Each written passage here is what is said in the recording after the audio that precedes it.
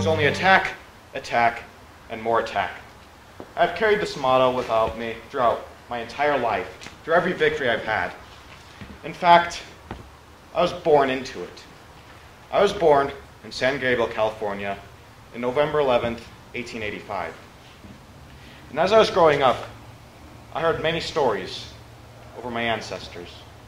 And one thing I learned about my ancestors was that I had a long line of military history. Many of these great guys who had gone into battle and had many stories to tell. For instance, both my great-uncle and grandfather had fought in the Civil War, where they had both died. Hearing all these stories about my heritage in the military, I knew from an early age that I was going to join the military as soon as I could. I was destined for greatness. So as soon as I had gotten out of high school, my first act was to go and join the Army. My first assignment with the Army was to go down south and become a part of the Border Patrol. Now, the Border Patrol was very boring. Same scenery over and over and over. And it was barely the greatness that I had imagined when I was little. But one thing had happened while I was down there. A man by the name of Pancho Villa came up and rode into the United States and raided the town of Columbus, New Mexico.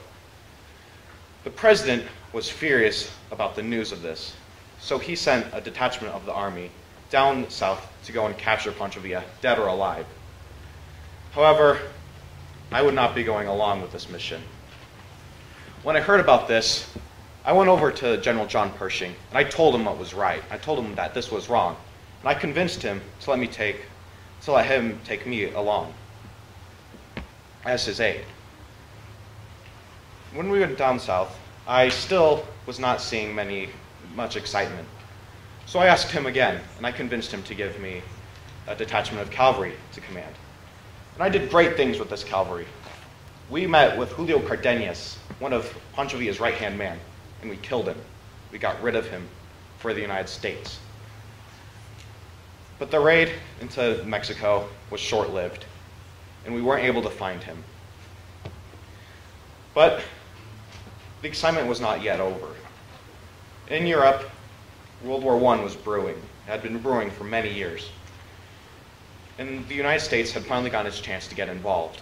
So I went over with Pershing as his aide once again, and I fought over there. But the war was short. I didn't get to see many battles.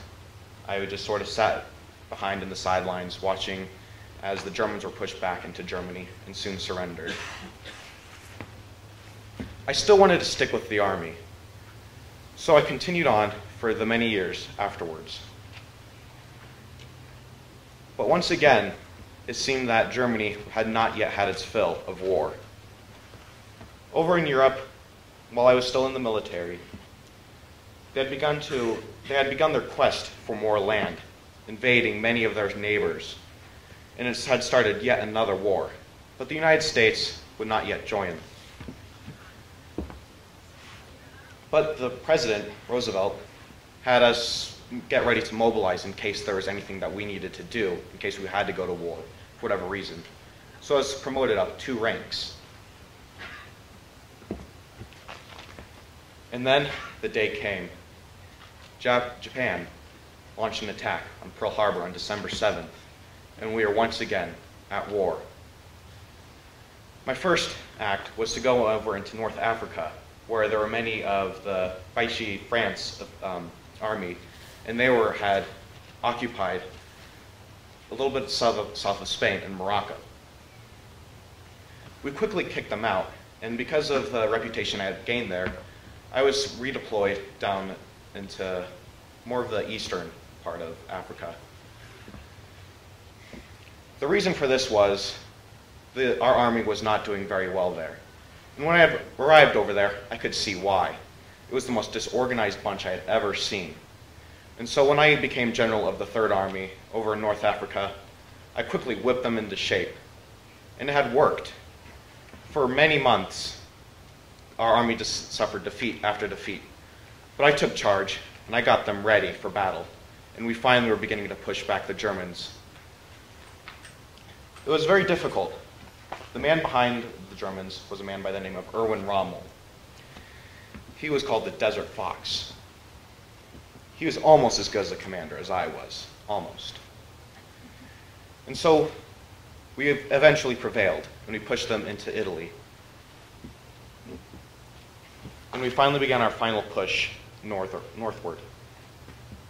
We started off with the island of Sicily, and once we had captured the island, we finally began our push towards Italy, which then they quickly fell. But I was not quite done yet. Neither was the war. The commanding general, Eisenhower, had assigned me to go over into western France, where I wouldn't see much of the fighting, but he did tell me that I did have an important job, and that was to create a diversion. So what we did was that we had all these inflatable tanks and this fake army set up, and I would command them. Because of my reputation, the Germans would think that was where the real invasion was going to happen. And this ended up actually working. They sent a small little army to go and face us, and it took off the pressure of the main invasion, which happened in Normandy on June 6th. Once the invasion had finally happened, the Germans were on the run. But they weren't quite done yet. In their act of desperation, they tried to push our lines. And in doing so, they surrounded one of our groups, the 101st Airborne, who had done very well on the invasion of D-Day. So I took my army, and I went in there, and I rescued them. And by then, the German attack had failed. We quickly understood what they were doing. We quickly pushed them back with each successive attack.